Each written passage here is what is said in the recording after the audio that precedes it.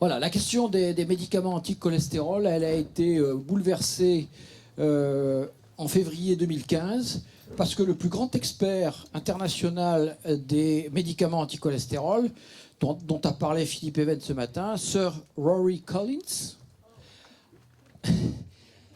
a avoué qu'il avait menti.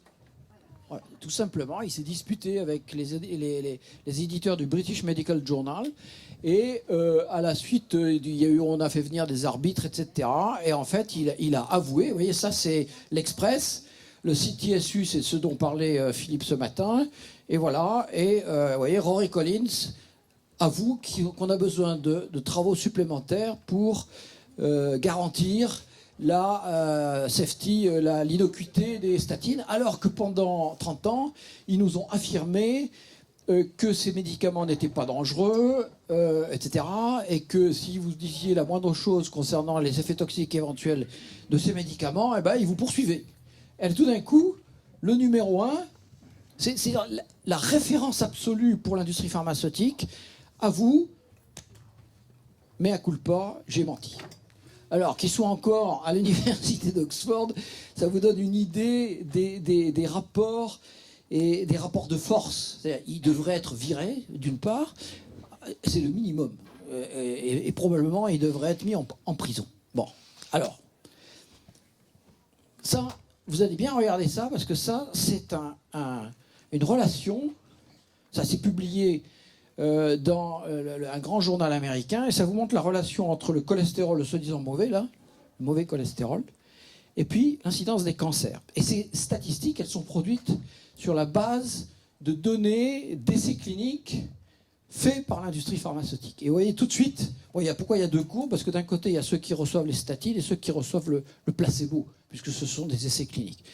Et vous voyez immédiatement qu'il y a une relation inverse, hein.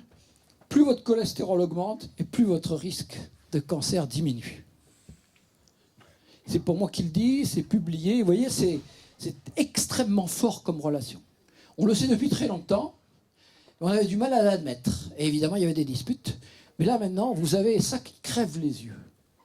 Avoir un cholestérol élevé, c'est associé à une diminution du risque d'avoir un cancer. Et si on diminue votre cholestérol avec des médicaments, automatiquement, vous avez plus de cancer. Sauf que, vous imaginez bien ce qui se passe là. Si vous êtes protégé avec un cholestérol élevé, c'est à vous qu'on va donner la statine. Et on va vous comparer avec des gens qui ont un cholestérol bas et qui ne reçoivent pas le médicament. Autrement dit, il va falloir, pour qu'une étude épidémiologique montre quelque chose, il va falloir remonter la pente. Au bout d'un certain temps, vous allez avoir un rapport égal, un risque égal, et il va falloir un certain temps pour que l'effet toxique, l'effet cancérigène des statines s'exprime. Est-ce que vous avez compris?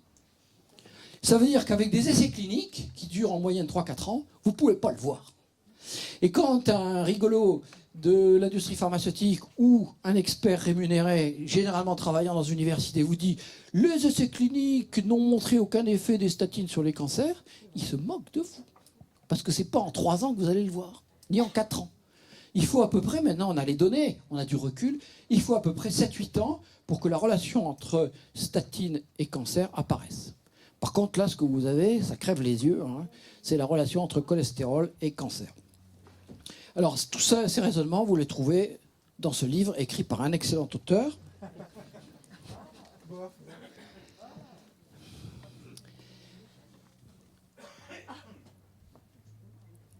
Ça, c'est un truc... Ça, c'est la dispute actuelle. Pourquoi je dis que c'est une dispute? Parce que sodium et glucose, en fait, d'un côté, glucose c'est le diabète, et de l'autre côté, sodium, c'est la pression artérielle. C'est le volume qu'il y a dans nos vaisseaux. Plus il y a du volume, plus il y a des chances qu'on ait une pression artérielle haute. Et c'est... Quand on veut baisser la pression artérielle, le premier médicament qu'on donne en général, c'est un diurétique, c'est-à-dire un médicament qui fait fuir le sodium dans les urines. Alors pourquoi il y a de la dispute et pourquoi j'appelle ça les nouveaux temps modernes? Je vais juste vous donner un exemple.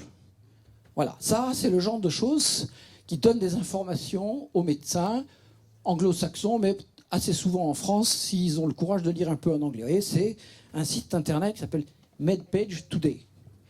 Et alors, la semaine dernière, voilà ce qu'il nous raconte. L'Association américaine du cœur, on va dire la Société française de cardiologie, mais en Amérique, dit qu'elle est contre la science. Je résume. Hein. À propos de quoi? Eh bien, à propos d'une question soulevée par d'autres chercheurs sur l'importance du sodium pour notre santé. Je vais vite. Hein. Alors, qu'est-ce qu'ils disent? Eh bien, simplement que l'American Heart Association, vous voyez, c'est vraiment c'est la référence internationale, y compris pour les Européens et encore plus pour les Français. Généralement, les Français ne comprennent même pas ce qui se dit là-dedans. Ils ne font pas la critique, ils ne font pas les différences. Mais vous voyez, là, il dit l'American Heart Association, de manière brutale, réfute, merci, les récentes données concernant la consommation de sodium. Parce que depuis des années, on nous raconte qu'il faut diminuer notre consommation de sodium. Peu importe, hein, je ne vais pas discuter ça maintenant, c'est pas l'heure. Et pourquoi ils disent ça? Pourquoi ils réfutent? Eh bien parce qu'un consortium international de chercheurs a dit, finalement, le sodium, c'est pas si important que ça, concernant notre risque, notamment notre risque cardiovasculaire, ou les effets sur la mortalité. Et qu'est-ce qu'ils publient?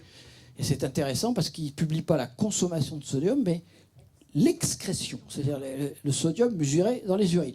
Avec l'idée de base que si on consomme beaucoup de sodium et qu'on n'en a pas besoin, on va l'éliminer dans les urines. Et par conséquent, en mesurant, c'est plus facile, mesurer le sodium dans les urines qu'évaluer la consommation de sodium dans notre régime quotidien. C'est un facteur biologique. Et alors, qu'est-ce qu'ils trouvent? Ils trouvent quelque chose d'évident et qu'on trouve toujours dans les paramètres biologiques par rapport au pronostic vital, c'est une courbe en U. Il n'y a rien d'étonnant à ça, c'est toujours comme ça.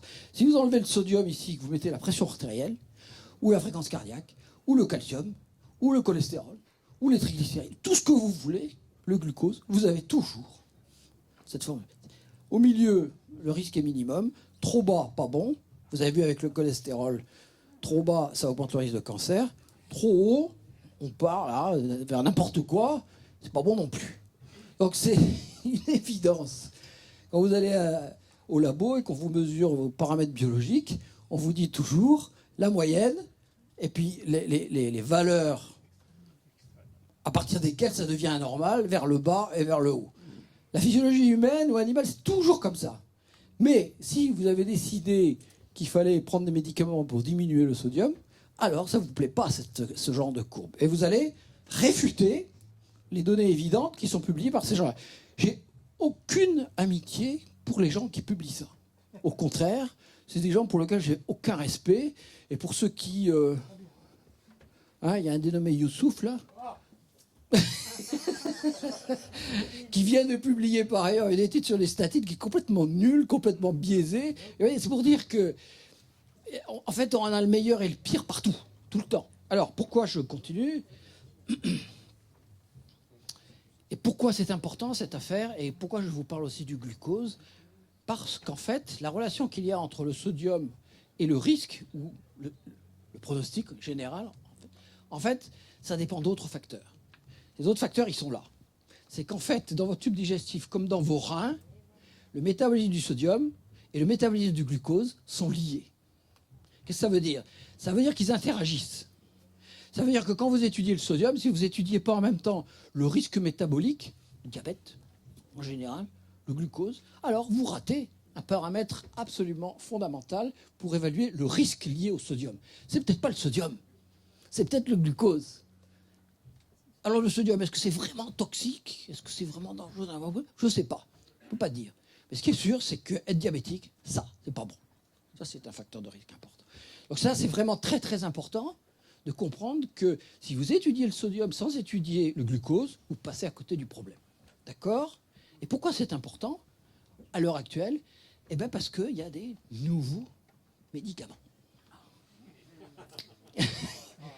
Et oui, parce que s'il y a des cotransporteurs du sodium et du glucose, vous voyez, je n'invente rien, hein, moi je n'ai pas travaillé là-dessus, je constate simplement la littérature, il y a surtout des inhibiteurs du cotransporteur. Et donc il y a du business à faire là derrière. Et alors, je crois que je finis.